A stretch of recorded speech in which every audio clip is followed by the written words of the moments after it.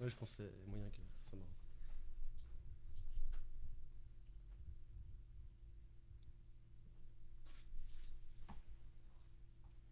On va attendre que les premiers se connectent.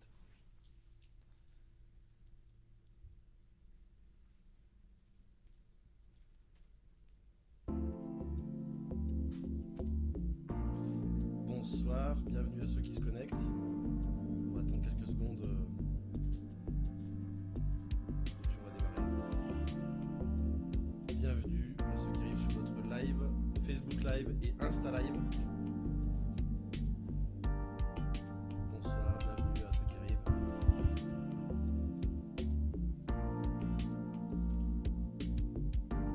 Bienvenue à ceux qui arrivent. Bonsoir tout le monde.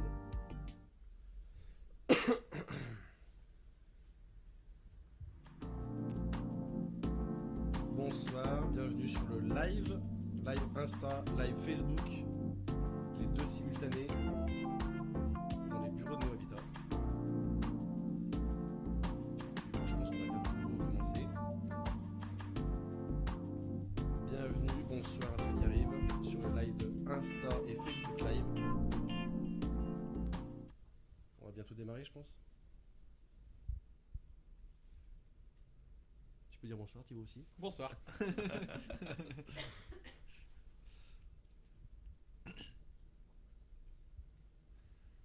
Bonsoir, bienvenue sur Insta Live et Facebook Live, sur les réseaux de Neo Habitat. Je vais peut-être commencer par présenter du coup Neo Habitat, je pense qu'il y a assez de monde. On est parti. Bienvenue à ceux qui arrivent à ce Facebook Live et cet Insta Live chez Neo Habitat, dans les bureaux en direct de Neo Habitat. Neo Habitat, pour ceux qui ne connaissent pas, on est constructeur de maisons passives, maisons positives, avec des matériaux biosourcés, bref, des maisons écologiques. Et là, on va vous faire un petit live d'une heure pour répondre à vos questions. Alors, on a déjà eu des questions que Élise, derrière la caméra, va nous donner. Bonsoir Élise. Bonsoir. Et du coup, je suis accompagné de Thibaut, mon responsable commercial, Bonsoir. qui m'accompagne depuis quelques mois pour justement tous vos projets. Donc là, on a eu l'idée de faire un live pour répondre à vos questions en direct. Voilà, toutes les questions qui seront d'ordre technique, d'ordre contractuel, sur les durées, sur les matériaux, voilà, toutes les questions qui peuvent vous passer par la tête. Donc lâchez-vous, n'hésitez pas. On a Léa et Élise qui sont derrière les écrans, qui vont noter toutes vos questions. On a déjà reçu des questions, donc on peut démarrer par les questions qu'on a déjà reçues. Bonsoir à tous. Alors oui, on avait déjà reçu par un certain nombre d'entre vous des questions qu'on a anticipées. Alors, on va commencer par la question qui est un peu en dehors du contexte, mais on va la traiter quand même. C'est Jonas qui nous demande où est-il possible de trouver la déco en bois qui se trouve derrière les garçons, Ah oui, si on veut équiper une pièce de sa maison. c'est ça, c'était la première question qu'on a eu en commentaire sur le partage du live. Le bois qui est derrière, c'est du douglas posé en clairbois, donc c'est juste des morceaux de bois que vous pouvez acheter en Syrie ou à Leroy Merlin. Et derrière, on a mis un pare-pluie noir pour avoir un fond noir, tout simplement. Donc on peut faire ce type de finition dans les maisons, comme à l'extérieur, avec des matériaux des fois protégés par rapport au bois. Mais voilà.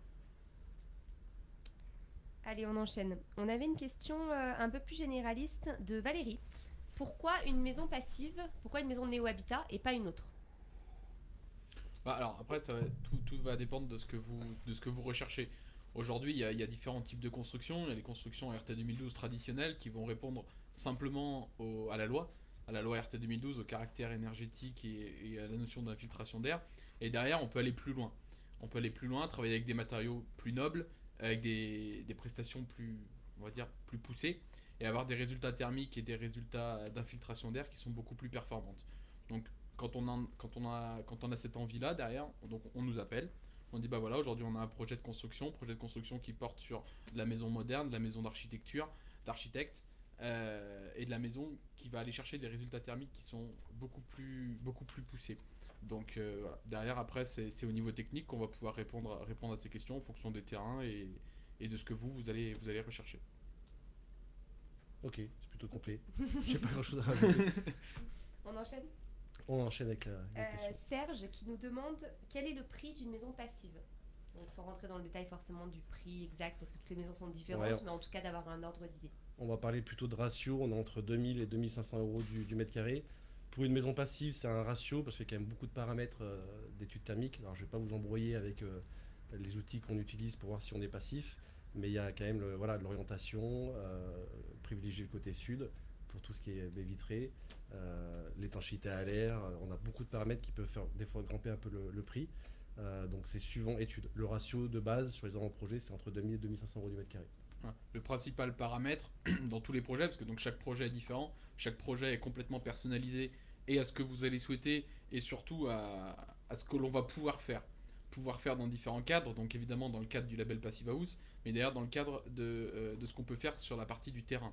Le terrain, des fois, va pouvoir recevoir une maison plein pied, dans certains cas, il ne va pas pouvoir le recevoir. Les règles d'urbanisme vont nous permettre de faire une maison plein pied, dans certains cas, elles ne vont pas nous le permettre. Donc en fonction de tout ça, derrière, on va travailler sur un projet qui va s'adapter et au terrain et au maximum à votre budget. Voilà. Mais dans certains cas, par exemple sur des terrains en pente, comme on peut observer souvent quand on construit par exemple dans la région de Haute-Savoie ou sur les hauteurs du mont du Lyonnais, on est obligé de faire par exemple des sous-sols en béton complet.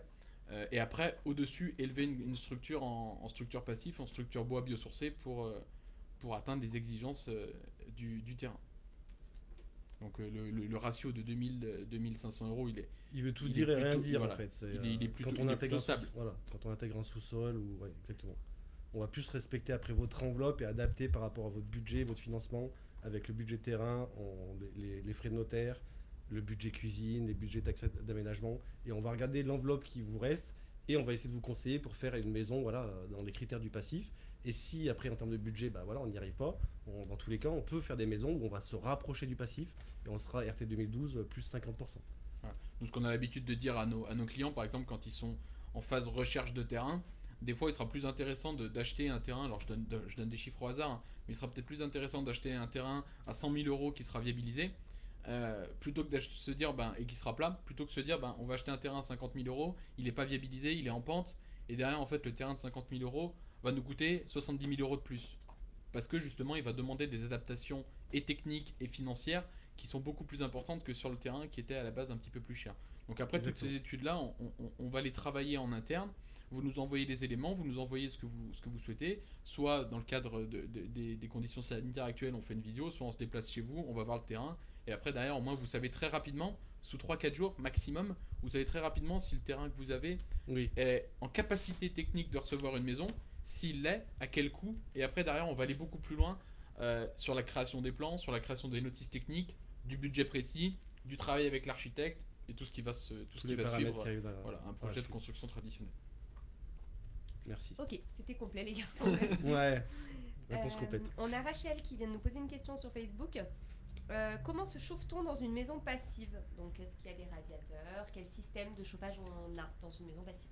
Quand on fait une maison passive, il y a 3 paramètres qui sont importants. C'est les parois avec une résistance thermique assez forte, avec l'étanchéité à l'air. Donc c'est comme un thermos, on garde tout l'air qui est dans la maison. Et on va mettre souvent du triple vitrage, des VMC double flux thermodynamique. Et c'est à travers cette VMC en fait où on va récupérer les calories quand on a besoin de chauffer l'hiver, chauffer l'air en fait tout simplement à travers un échangeur. C'est très technique, donc si je perds tout le monde, vous me dites stop. Je vais essayer de l'expliquer simplement. En fait, ce qui est le plus important dans une maison passive, en plus de l'isolation que tout le monde connaît, ça va être la notion d'infiltration d'air, l'infiltrométrie.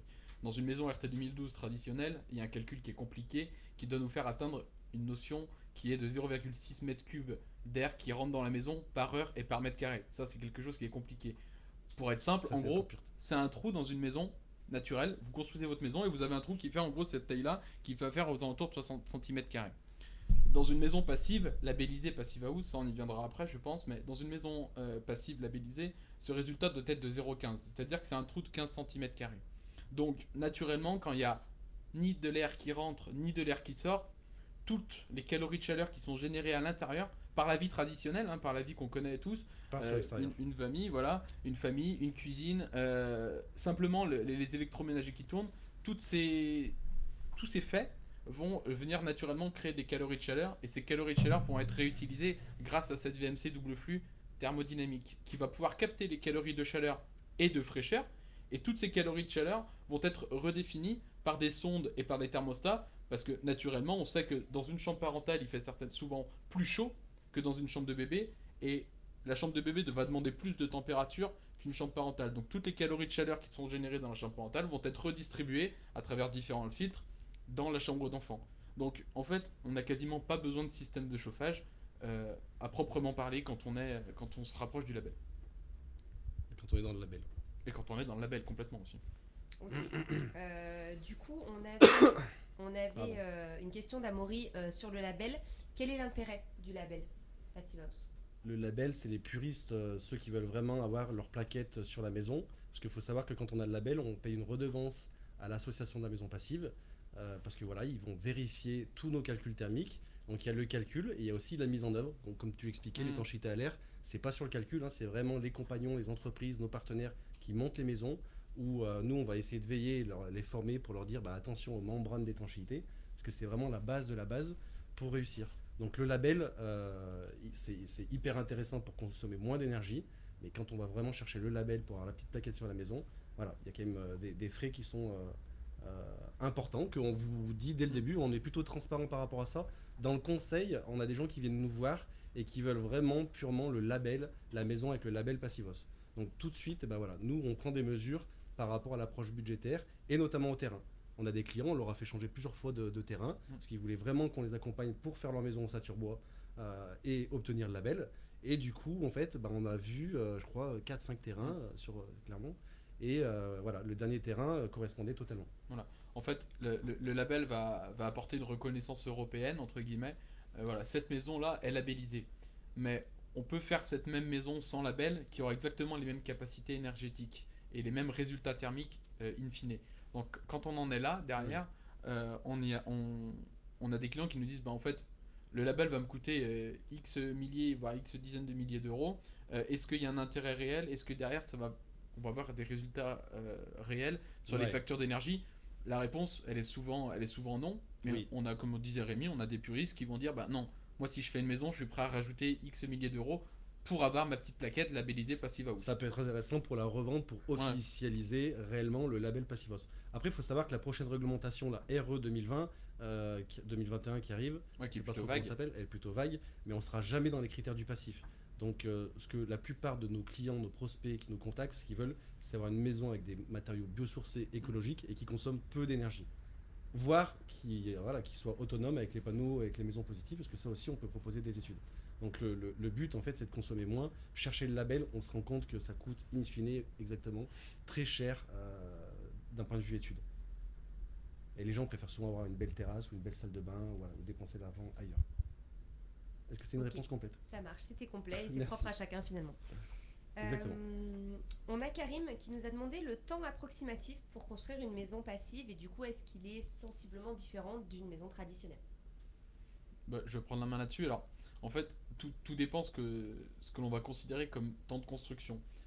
Nous, le jour où vous allez arriver, potentiellement vous avez déjà un terrain, et après, derrière, on va se dire combien de temps on va mettre pour être dans notre maison. Alors ça va dépendre des secteurs, ça va dépendre de ce que vous voulez comme maison, et ça va dépendre évidemment après de tous les aléas qu'on peut connaître avec ce qu'on a connu par exemple l'année dernière avec le Covid. Par exemple, dans tous les cas, le projet, il va y avoir des démarches administratives qui vont prendre plus ou moins longtemps, mais on va avoir les dépôts de permis de construire, on va avoir les plans d'exécution, etc. Toutes ces phases-là, le temps que vous achetiez le terrain. C'est déjà 2 mois de permis de construire, 2 mois de recours des tiers, voilà. Et avant de déposer un permis de construire, il faut qu'on contractualise sur un avant-projet. Donc là, nous, aujourd'hui, on sait sortir des avant-projets sous une semaine, 15 jours, quand on a fait une visite de terrain. Et à partir de ce moment-là, en fait, la durée des travaux, ça sera quand on aura purgé le recours des tiers, et ça va dépendre de la surface de la maison. Donc sur une maison clé en main, on va dire 130 mètres carrés, c'est 6 à 8 mois de travaux. Tout dépend de la complexité, comme on disait tout à l'heure, si le terrain est en pente, si les accès sont difficiles. On essaie d'être précis dans l'approche, parce que les délais pour vous, des fois, c'est très important par rapport à un déménagement. Donc ça, c'est des choses qu'on anticipe. On a la chance d'avoir un bon réseau de partenaires, où quand on pose des plannings et qu'on pose un démarrage, le but du jeu, comme pour vous, comme pour nous, c'est que quand on démarre, on finit correctement le plus vite possible. Voilà. Alors même dans tous les cas, avec tout ce qu'on voit aujourd'hui, il est important dans tous les cas on va y arriver avec ce mot, de contractualiser les choses. Difficile. Pas simple, on va arrêter de l'utiliser, je crois. donc dans le contrat, il va y avoir des délais qui vont être annoncés. Donc c'est l'intérêt justement du contrat CCMI. Aujourd'hui, on va être le seul CCMiste en France à pouvoir proposer de la structure pop-up house. Dans ce contrat CCMI, on va préciser des dates de durée de chantier maximale. C'est-à-dire que nous, au niveau contractuel, dans ce contrat, on va avoir une durée de chantier qui va être à maximum de 10 mois. Donc, dans tous les cas, votre maison ne pourra jamais dépasser 10 mois de construction. Et on sait qu'aujourd'hui. Ça reste plus rapide qu'une maison qui est faite en 14 mois. Quoi. Voilà. On a du hors d'air en un mois. Voilà. On a été complet encore, l'impression. Très complet. Du coup, on a pas mal de questions qui arrivent. N'hésitez pas à poser vos questions. Il n'y a pas de questions. S'il faut plus de rimes et qu'il y a plus de questions, il faut nous dire. Parce que nous, on adore parler. N'hésite pas à nous arrêter. On est passionnés, nous. Non, voilà, on est passionnés. Donc, on est bien rentré dans le détail et on part vite parce qu'il y a beaucoup de paramètres quand on répond à une question. Non, mais il n'y a pas de souci. On essaie d'être le parfois, on a plus besoin précis. de détails aussi. Mais voilà, on avait reçu pas mal de questions. Là, ça arrive sur les réseaux. Mais voilà, à tous, n'hésitez pas à poser vos questions. Il n'y a pas de questions bêtes. On répond à tout. Il n'y a aucun souci. Alors, on a Damso qui nous demande un puits canadien couplé à une VMC double flux est-il avantageux énergiquement? On n'a pas écouté parce qu'on était distrait par la question qui tournait. On est en live. Hein. C'est mal, on recommence. Damso, par contre, j'ai retenu. Ouais, c'est Damso, c'est rigolo.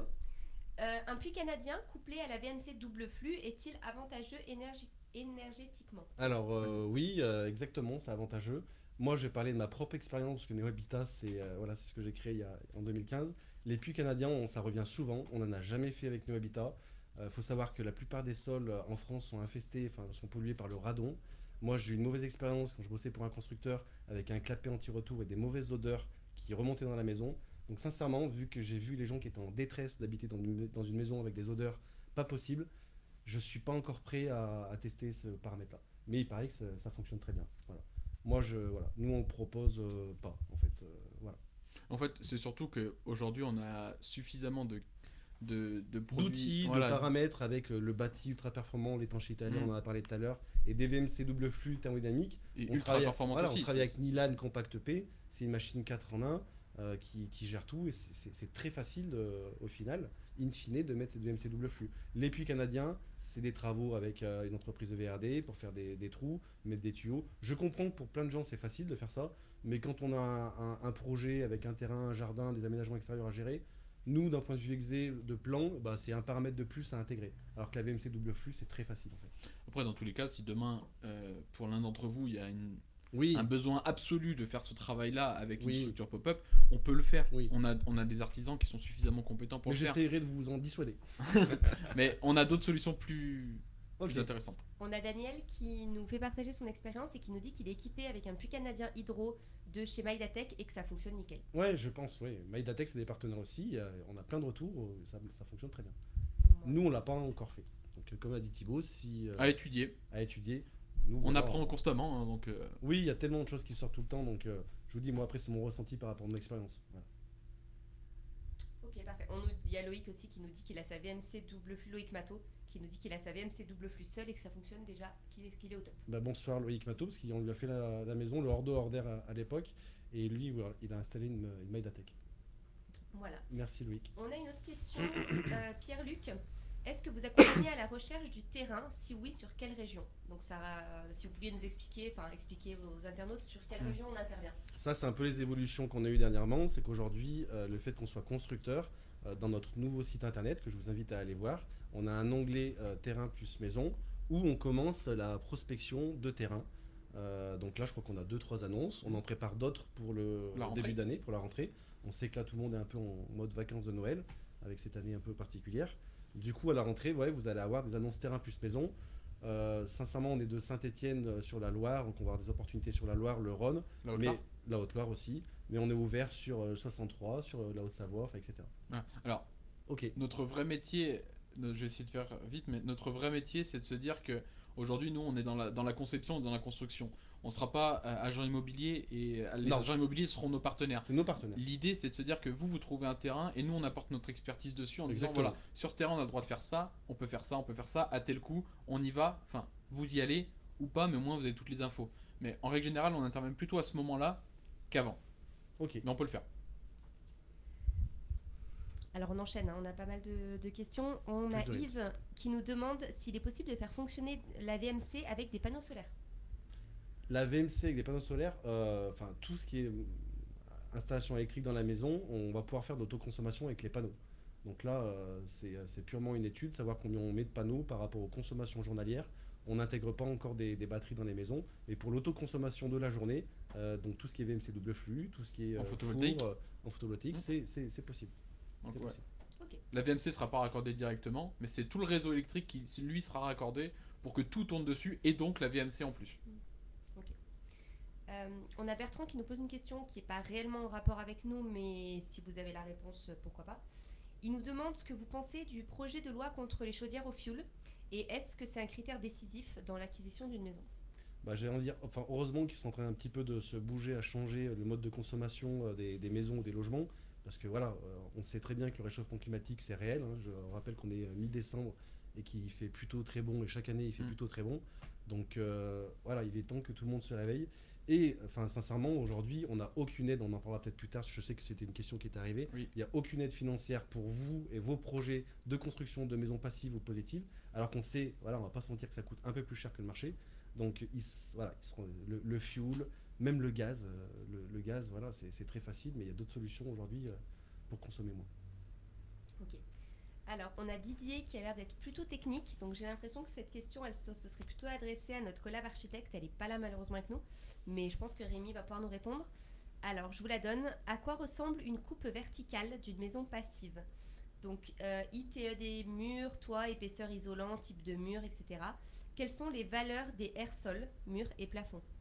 On va pas parler de R quand on est sur de la maison passive, on va parler du U paroi, donc c'est 1 sur R, on ne doit pas dépasser 0,15. C'était une réponse technique, j'y vais réellement en mode technique. Aujourd'hui, on a des parois, que ce soit avec notre partenaire Pop-Up ou nos ceintures bois classiques, qui peuvent faire de 20 à 30 cm, qu'on va isoler avec de la fibre de bois soufflée ou déroulée.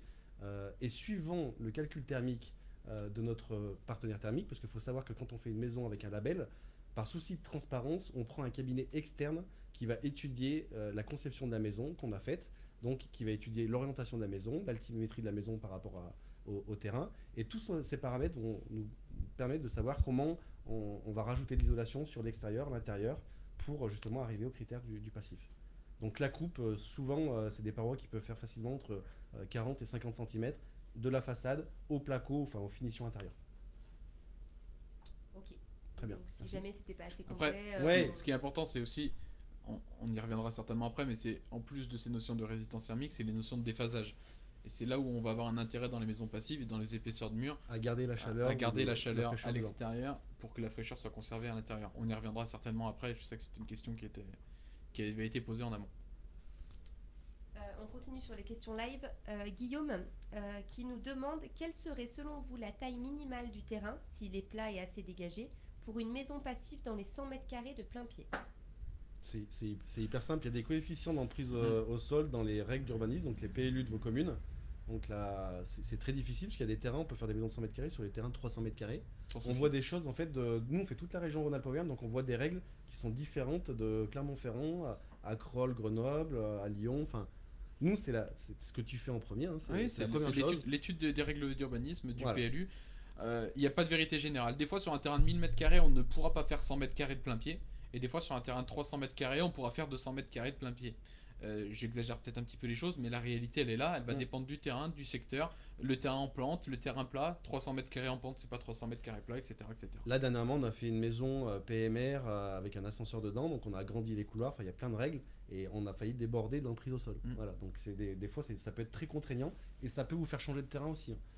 Faut savoir qu'un projet de construction, c'est moult contraintes qui arrivent les unes derrière les autres, et nous, notre but du jeu, Thibaut, ce que tu fais, c'est de vous les dire dès le début, en fait, pour que vous ayez la bonne information, et que quand on avance et qu'on se lance, voilà, vous soyez serein de ce que vous allez avoir. Le jour où on pose le permis de construire, on a déjà fait en Tout amont ça, des rendez-vous mairie en disant c'est cohérent, le projet sera accepté, oui, non, sinon, comment on fait pour qu'il le soit. Et à ce moment-là, on travaille en amont avec la mairie pour que le jour où on pose le permis, on n'ait pas de mauvaises surprises et que les choses elles soient carrées du début, carrées et transparentes du début jusqu'à la fin. On est bien au niveau du rythme. Parfait les garçons. C'est bien. Ouais, on essaie d'être content. On a Mathias qui s'adresse à nous pour nous dire qu'il est à la recherche d'un terrain à Novalaise dans le 73 pour construire une maison. Seriez-vous prêt à investir à intervenir dans cette région? Alors on intervient sur toute la région Rhône-Alpes-Auvergne, donc 73, oui on intervient. Ok, Donc on peut proposer à Mathias Donc de et se voilà, rapprocher de qu'ils lui. n'hésitent pas à nous contacter via notre site internet ou via les réseaux Via les sociaux. réseaux, ouais. Et après, s'il est en recherche terrain, nous, il faut savoir qu'on a quand même des partenaires fonciers, donc comme on disait, agents IMO, et on va leur émettre vos recherches. Donc voilà, s'ils ont des opportunités qui ne sont pas sur l'annonce, sur le Bon Coin ou sur les sites internet, et ben voilà, on vous contactera.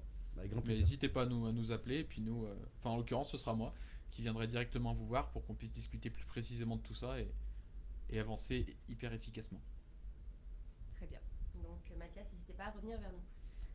Didier qui nous avait posé la question très technique sur le côté archi nous demande s'il est possible de garder une partie en autoconstruction. Donc c'est une question qui nous avait déjà été posée. Par exemple, la électricité, aménagement de la cuisine, salle de bain, etc. Est-ce que c'est quelque chose qui peut sortir, qu'on peut sortir nous de notre contrat? Attention à ce que tu fais. Ouais. Il a la presse. Là. Je vais prendre la main là-dessus. Déjà, on a deux types de contrats. Comme je disais tout à l'heure, on va avoir le contrat CCMI et le contrat de maîtrise d'œuvre. Sur le contrat de maîtrise d'œuvre, on est plutôt libre là-dessus. Par contre, sur le contrat CCMI, qui est le contrat majeur de notre société, là, on va avoir des contraintes au niveau assurance et au niveau structurel. C'est-à-dire que le minimum du minimum, ce sera en réalisation chez nous la partie hors de hors d'air. Hors de hors d'air plus isolation, évidemment. Donc ça, c'est le minimum hors de hors d'air qui va reprendre l'ossature de la maison, la toiture et l'étanchéité EPDM, les menuiseries, les façades et l'isolation de la maison. d'œuvre. En contrat CCMI. Ouais. Ça, on peut le faire. Oui, voilà. C'est très malvenu. Il faut savoir que nous, on est Voilà. assuré chez AXA pour tout ça. Et c'est pas. Voilà. Ils préfèrent qu'on vous accompagne du début jusqu'à la fin parce que tout simplement, on est des professionnels, donc on est les sachants. Donc si on vous laisse avec le hors de hors d'air et que vous vous débrouillez et que demain vous avez un problème dans votre maison, sincèrement, d'un point de vue contractuel, et voilà, vu qu'on a contractualisé ensemble, j'ai bien réussi à le dire, là, on peut avoir des problèmes en fait. Si demain vous faites une mauvaise installation sur second œuvre, on peut avoir des soucis et être tenu pour responsable. Donc c'est pour ça que c'est très déconseillé. Nous aujourd'hui, on préfère vous accompagner du début jusqu'à la fin. On peut enlever les peintures, on peut enlever le parquet. Le carrelage, c'est pareil. Le taux de sinistrabilité du carrelage, c'est énorme en France. Donc aujourd'hui, nous, AXA nous impose tout ce qui est faïence et carrelage. C'est nos artisans, c'est nous qui le gérons. Voilà. C'est une manière de vous protéger aussi. Et après, tu as parlé un peu du contrat de maîtrise d'œuvre. Oui, voilà. Voilà, on peut faire des fois des choses un peu plus différentes. Mais en maîtrise d'œuvre, c'est pareil. On va s'arrêter au hors de hors d'air. Loïc Mato tout à l'heure, voilà, c'est un contrat que j'ai fait du hors de hors d'air. Mais j'ai essayé d'être en support quand il avait besoin sur la partie second œuvre. Et on est allé le visiter quand il avait fini sa maison. Et il sait qu'on est disponible si jamais il y a quoi que ce soit. Voilà. Ça marche. Très bien. On a une question de Jus qui nous demande comment nous choisissons nos artisans qui participent à la construction de nos maisons, d'où est-ce qu'ils viennent. Voilà, faire un petit topo sur les artisans avec lesquels on travaille. Ouais, ça fait 10-15 ans que je suis dans la construction. Donc moi, quand je me suis lancé, j'avais déjà un petit réseau d'artisans. Et vu qu'on se développe et qu'il y a de plus en plus de projets qui se font en même temps, on essaye de fidéliser nos artisans, d'en recruter des nouveaux. Donc comment on fait? Aujourd'hui, voilà, on utilise une plateforme Masterlib qui va vérifier leur attestation d'assurance par rapport à ce qu'ils vont chiffrer. Donc ça, c'est déjà un gage de sérénité quand on ne les connaît pas. On essaye de visiter des chantiers qu'ils ont en cours avec d'autres constructeurs ou maîtres d'œuvre pour voir comment ils travaillent. Et après, on les fidélise. De toute façon, c'est une relation, c'est gagnant-gagnant en fait. Plus c'est clair pour eux d'un point de vue projet, d'un point de vue planning, d'un point de vue plan, mieux c'est pour tout le monde. Après, ce qui est sûr aussi, c'est que dans le type de maison que l'on va proposer, avec les exigences que l'on a, on n'a pas le choix. On n'a pas le choix d'avoir des artisans de qualité. En tout cas, nous, on est obligé de s'imposer ça, parce que derrière, on a des résultats thermiques à obtenir et des résultats d'infiltration d'air, voilà, qui sont hyper importants. Donc, tout artisan ne pourra pas intervenir dans notre construction. On n'est pas sur de la construction traditionnelle, qui est entre guillemets plutôt simple. Aujourd'hui, on a de réelles contraintes et on a des obligations de résultats en fait, qui sont beaucoup plus importantes. Donc en fait, ça passe par on est liés, hein, le bureau et les artisans, on est vraiment liés parce que on peut très bien vendre. Thibaut peut très bien vendre une maison, vous vendre une maison tout beau, tout rose sur les plans, mais in fine, il faut la réaliser. Et la réaliser, c'est le suivi de chantier qu'on fait, les échanges qu'on a, mais c'est surtout toute notre équipe d'artisans, voilà, qui assure au quotidien. Contre vents et marées, parce que voilà, il y a eu des périodes compliquées avec les intempéries, voilà, toutes ces choses, et ils avancent les chantiers pour que ce soit mieux pour vous. Voilà. Parfait. Très bien. On a François qui nous demande quel est l'avantage d'un CCMiste. Alors vous nous avez parlé un petit peu de contrat de maîtrise d'œuvre, contrat CCMI, etc. Je pense que c'est pas familier à tout le monde. Donc juste faire un petit récap et quel est l'avantage. Une synthèse. pour la main. Hyper concise, synthétique. Thibaut. synthétique parce que c'est hyper synthétique. Et l'avantage de passer par un contrat CCMI. Ok, alors Synthétique. en gros, Rémi parlera mieux du maîtrise d'œuvre et moi du CCMI. En gros, le CCMI, il va avoir différents avantages, surtout au niveau des garanties. Aujourd'hui, tout est clair dès le début. Et l'avantage, c'est que dès qu'on signe un CCMI, on est sûr à 100% d'avoir sa maison. C'est-à-dire qu'on a des garanties de livraison et des garanties de prix qui sont annoncées dès le départ. Donc tout ça, ce qu'on a dit chez AXA, en tout cas pour nous, donc une assurance française. Et à la suite d'un contrat CCMI, on va avoir une garantie de parfait achèvement, donc d'1 an, où 100% de la maison est assurée. La moindre fuite d'eau, on est obligé de se déplacer pour la réparer. La moindre ampoule qui ne fonctionne pas, que l'on a posée, on est obligé de la remplacer. Voilà, ça c'est la première année. Pendant 2 ans, derrière, tout ce qui est structurel et tout ce qui est dépendant du structurel est encore complètement assuré. Tous les équipements, donc tout ce qui va être chaudière, tout ce qui va être volet roulant, voilà, toutes ces choses-là. Chaudière, nous, c'est plus ventilation double flux. Mais... Oui, quand je dis chaudière, c'est le système en tout cas qui est mis en place avec les VMC double flux. Tout ça, c'est aussi. Ouais. Non, donc il y a l'assurance. C'est assuré. Voilà, il y a la partie assurance dommage ouvrage qui est prévue au contrat, et c'est surtout des prix fermes et définitifs. Le jour où vous signez un contrat avec nous, voilà, vous avez un prix ferme et définitif. Donc si c'est 200 000 qu'on a signé ensemble pour telle maison à 100 mètres carrés avec telle prestation, c'est tout écrit dans la notice descriptive. Vous avez les plans et c'est officiel. Voilà, on signe, il n'y a pas de surprise. Demain, il faut savoir que ce contrat, nous, on a des difficultés financières, on dépose le bilan ou on vous fait n'importe quoi, il vous protège vous réellement. C'est la force du contrat CCMI. Tu parlais de la maîtrise d'œuvre, j'ai fait beaucoup de contrats de maîtrise d'œuvre. Sincèrement, il y a Loïc Matteau qui est là. Il y a beaucoup de clients que j'ai fait au début où la maîtrise des budgets, eh ben, on l'a fait au cas par cas ensemble. J'ai même changé mes process par rapport au début en se disant que demain, même aujourd'hui, quand on signe un contrat de maîtrise d'œuvre, c'est hyper clair avec les clients. Le jour où on dépose un permis de construire, on a fait toutes les études et on a tous les devis de nos partenaires artisans. Parce que vous avez tendance, particulier, quand vous démarrez un projet, à avoir une idée précise de surface, d'endroit. Mais après, un projet de construction, il y a moult paramètres. Et en maîtrise d'œuvre, eh ben, on les fait coup par coup. Donc la force du process, c'est en maîtrise d'œuvre de déposer le permis le jour où vous avez toutes les études de sol, études thermiques, études structurelles et tous les devis de vos artisans. Vous travaillez avec Nos Habitat ou d'autres architectes, d'autres maîtres d'œuvre, faites ça, c'est 10 fois plus simple pour vos projets et pour bien dormir la nuit. Le deuxième avantage, il y a 2 autres avantages aussi, c'est que dans le contrat CCMI, il n'y a aucune avance d'argent qui est à faire. Oui. Vous ne allez payer qu'une étude de sol qui va varier entre 1200 et 2000 euros en fonction des secteurs sur lesquels on va travailler. Mais vous n'avez rien d'autre à avancer jusqu'à ce que les fondations soient coulées. C'est-à-dire que nous, on va avancer tous les frais d'architecte, on va avancer tous les frais d'études, tous les frais de permis de construire. On va payer tous nos artisans et on va couler les fondations. Et là, c'est la première fois que vous allez... Fondation, facture 15% aux fondations. Donc il y a tout ce boulot en fait, qui va se faire aujourd'hui de notre côté. Et la facturation, ça sera 15%. Et contrairement au contrat de maîtrise d'œuvre, où avant de faire des plans ou faire quoi que ce soit, on vous demande 20% du contrat de maîtrise d'œuvre. Un contrat de maîtrise d'œuvre, ça se vend entre 7 et 10% d'honoraires, suivant les projets et la complexité du projet. 10% d'honoraires de votre montant total de travaux. Donc 200 000 euros, c'est 14 000 euros. Et c'est une facture de 20% à 2 800 euros. Voilà, je pense que je ne me suis pas trompé. Et dernière chose, juste aussi dans le CCMI, ça va garantir des prix de livraison. Des délais de livraison, ce que l'on n'a pas dans un contrat de maîtrise d'œuvre. C'est le meilleur contrat qui vous protège in fine. Voilà. Ouais, c'est sûr. C'est pour ça que ça faisait partie du développement de Neo Habitat d'avoir ce type de contrat. Et c'est vrai que tu l'as dit tout à l'heure, c'est passé comme une lettre à la poste, on n'a peut-être pas entendu. Mais on est les seuls à proposer les maisons pop-up avec ce type de contrat. Parce qu'il faut une certaine expertise et un certain recul pour pouvoir le faire au niveau France, surtout avec une assurance française. Avec AXA, voilà, qui nous a audité et tout. On peut continuer des heures, je crois. Non, on a Loïc Matteau, donc notre ancien client, qui nous dit que effectivement le budget en maîtrise d'œuvre est bien moins prévisible. Exactement. Voilà. Il parle. Il est là, voilà, il le sait.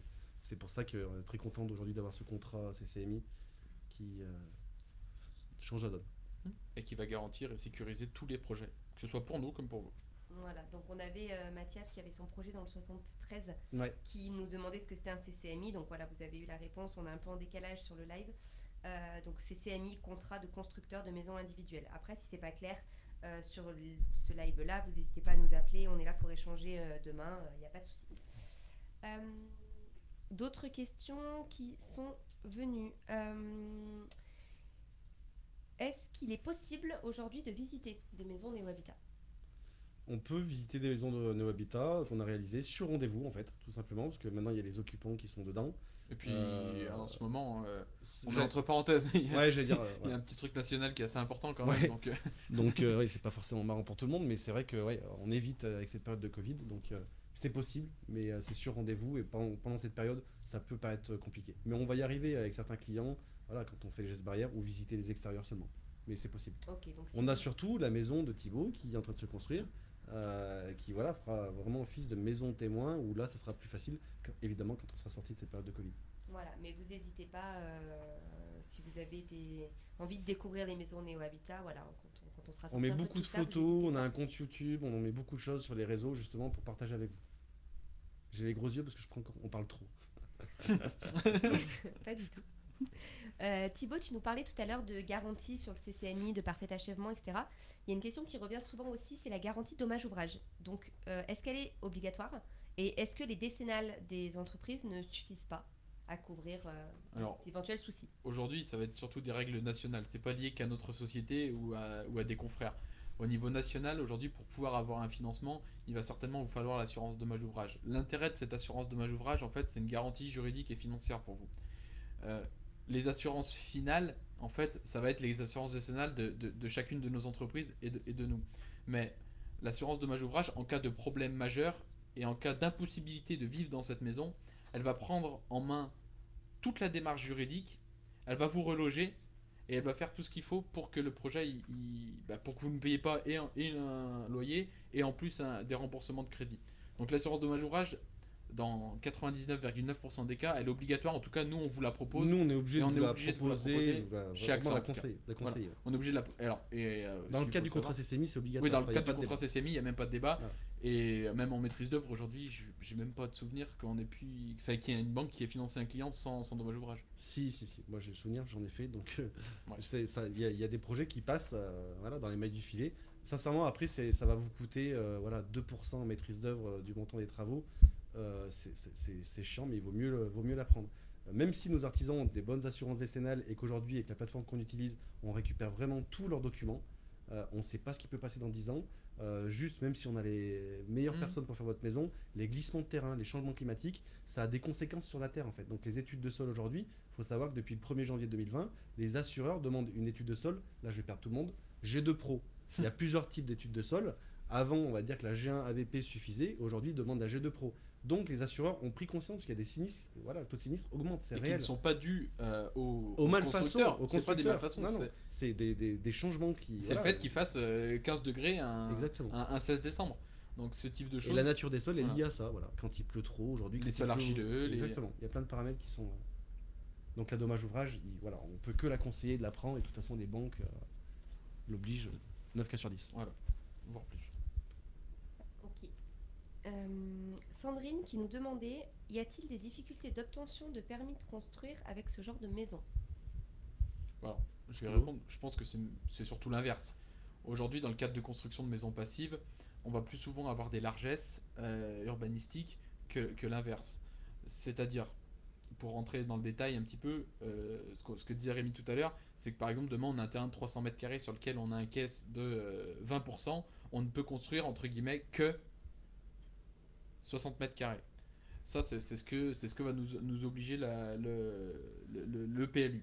Demain, quand on va pouvoir arriver en mairie avec un projet biosourcé, passif, écologique, la mairie peut avoir des largesses et dire, ok, dans le cadre de ce type de projet passif, on peut augmenter la surface d'emprise au sol de temps. Voilà.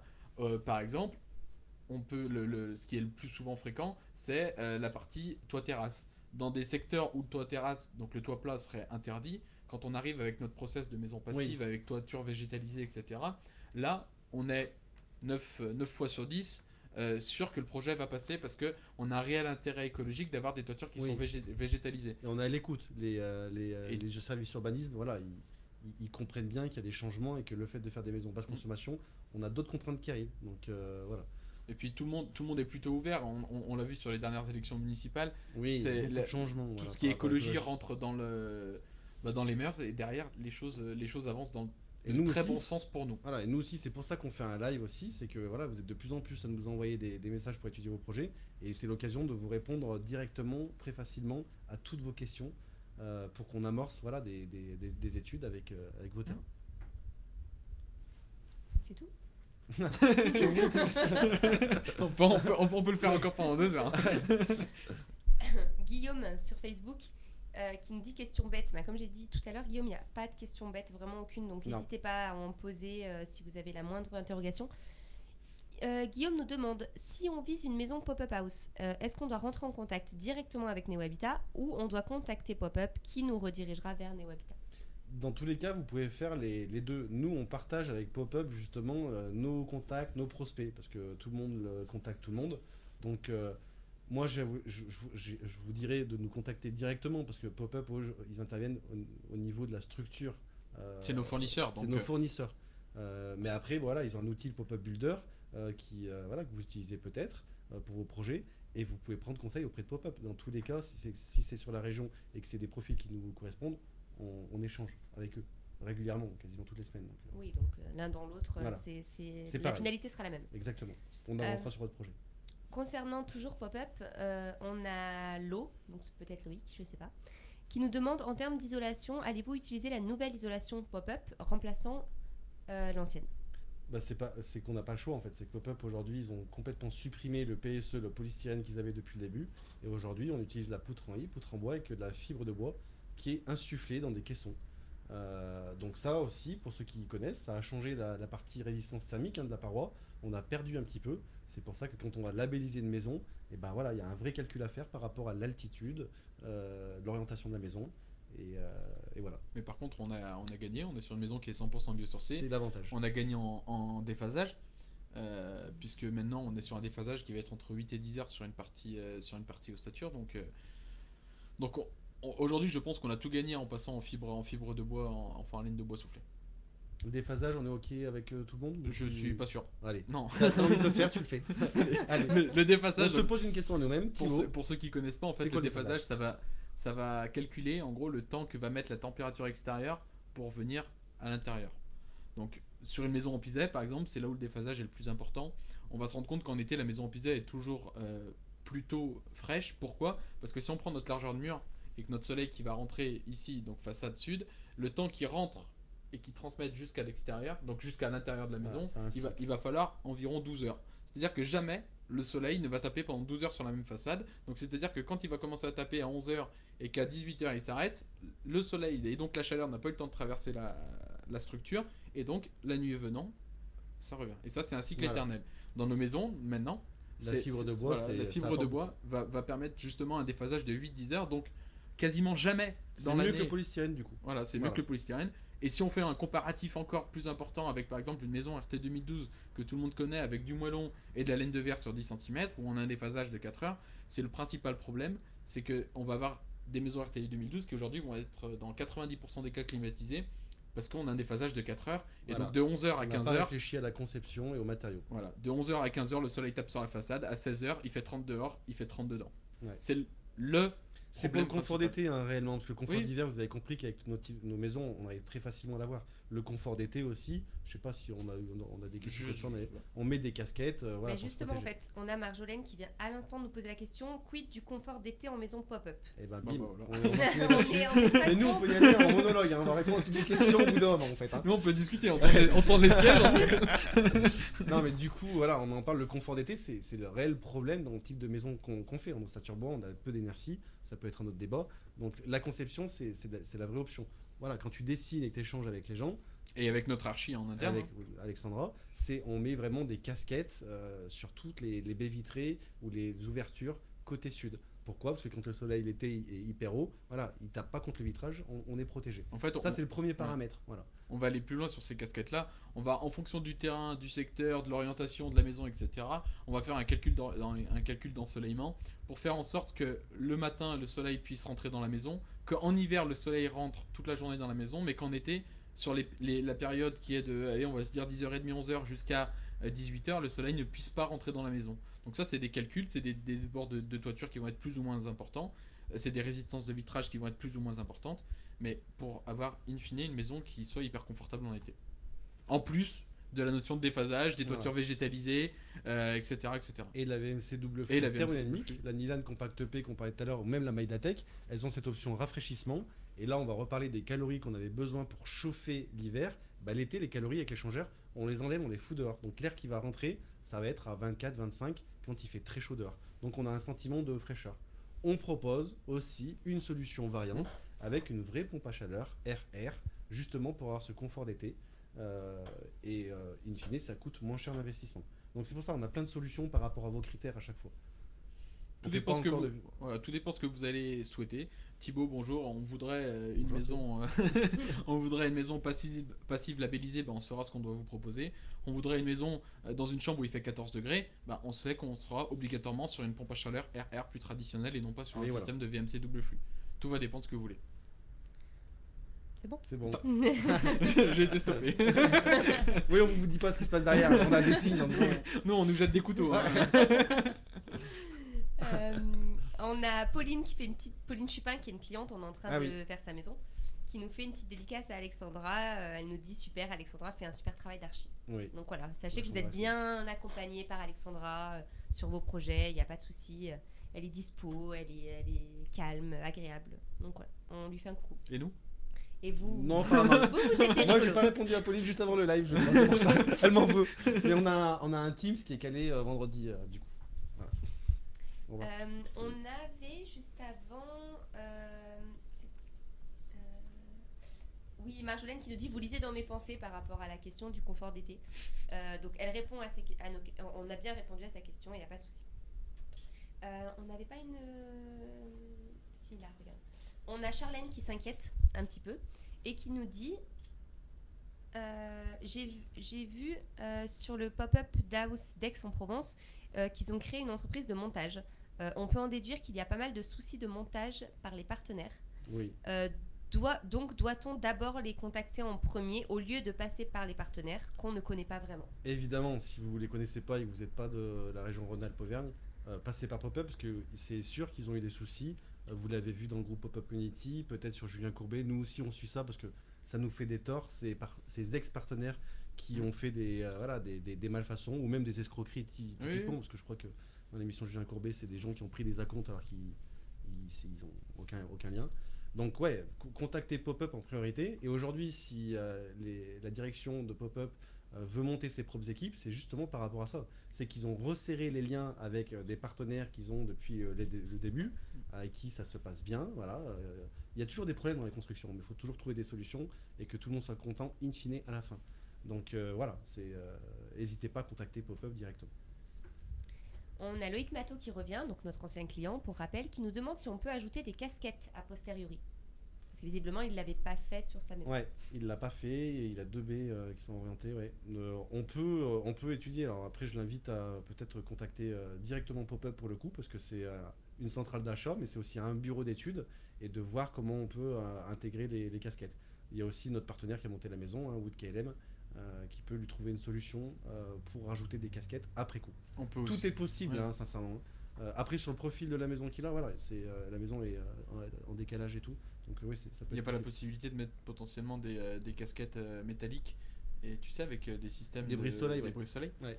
Ça peut être une solution qui serait peut-être moins onéreuse, peut-être moins structurelle. Après, c'est à voir au niveau En métal, esthétique ce qu'ils souhaitent faire. Il y a Ouais. plein de solutions. Je pense que c'est pas le lieu pour y répondre tout de suite. On peut reprendre contact directement avec Loïc, ça sera plus simple. On adore ça. Hein. 4400. On a Mathias, donc avec son projet de maison dans le 73, qui revient vers nous et qui, je pense, a loupé le début, parce que Mathias, on en a parlé de ça au début. Erreur. au- Mathias, tu peux sortir. Nous, là, j'y rigole pas là. un ordre d'idée du coup TTC qu'il faut compter sur une maison passive au mètre carré, avoir un ordre de prix. Ça sera toujours entre 2000 et 2500 euros du mètre carré. Alors avant, on disait 1008, 2005. Ouais, c'est entre 2000 et 2500 euros du mètre carré. Voilà. Tout dépend ce que vous allez vouloir. Oui, voilà. Du terrain et de votre projet. Contactez-nous pour votre projet de construction, Mathias. On aura l'occasion d'en parler. On échangera plus en détail sur tout ça. Victor qui nous avait demandé comment peut-on différencier la consommation d'une maison passive et d'une maison tradie. Donc ça, Différencier. Oui.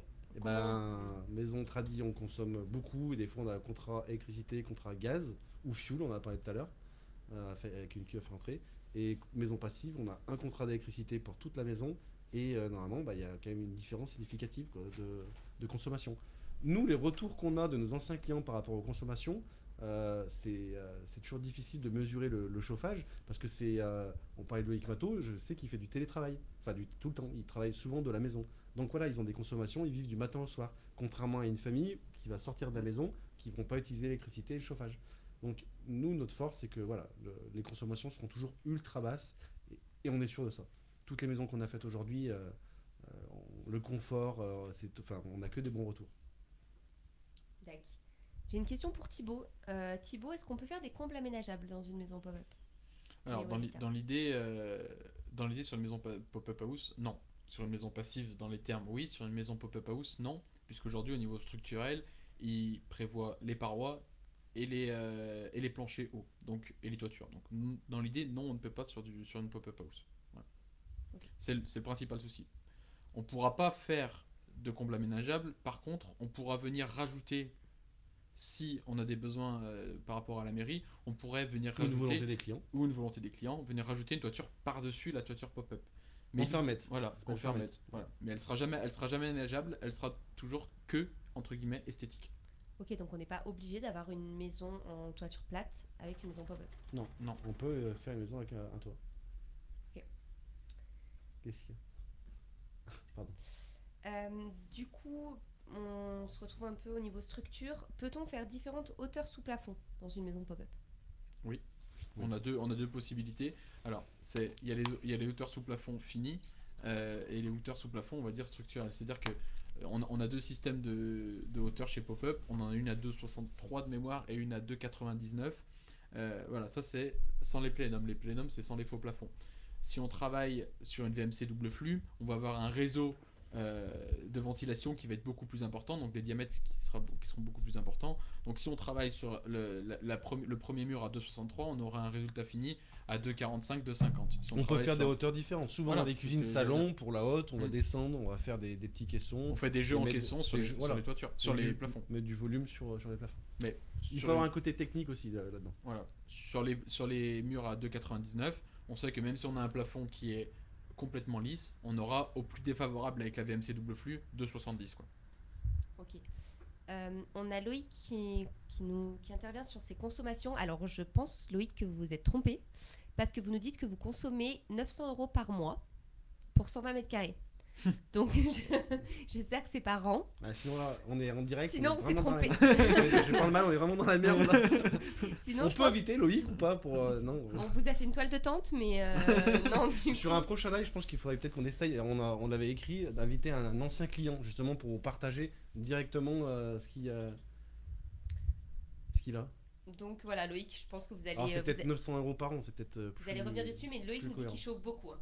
Ouais, non, mais donc ça, après voilà, la consommation vient aussi la première maison et du fait qu'il travaille. Je te coupe, désolé. Peut-être aussi. Du fait qu'il travaille, c'est-à-dire que la vie de chaque famille va être complètement différente. Le chauffage en lui-même représente certainement que 150 €, 200 € peut-être sur l'enveloppe globale. Après tout le reste c'est de la consommation électrique.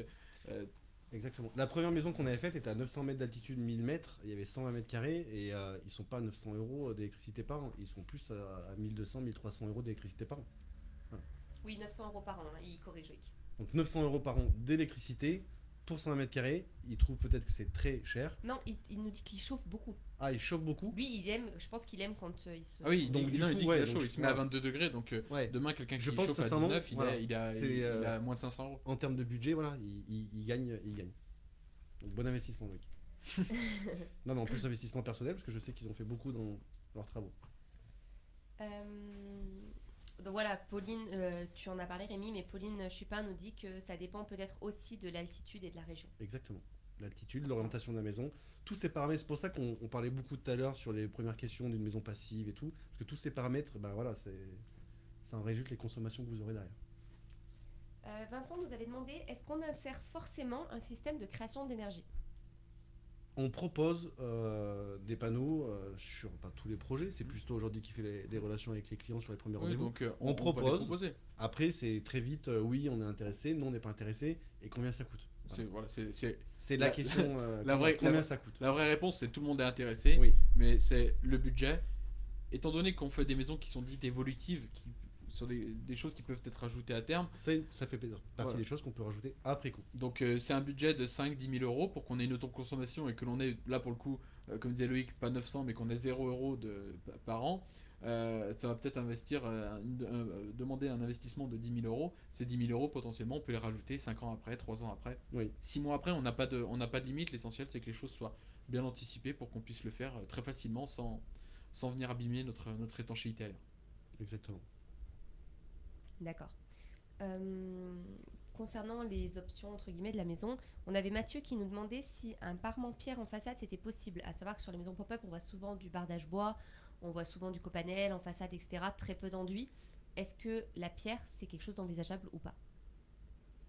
Oui, c'est complètement envisageable. Ça dépend de ce qu'il entend par pierre. Faire un mur en pierre devant un mur en ossature bois, bah, c'est possible, mais on va avoir une largeur de mur immense.